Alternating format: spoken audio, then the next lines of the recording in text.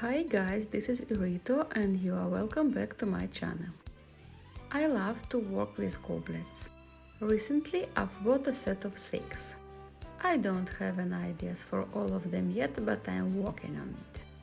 I was thinking of making a house in a flower, and this time I have an idea to show a little bit of an inside the house. So I'm going to build a tiny bed and a bead chandelier.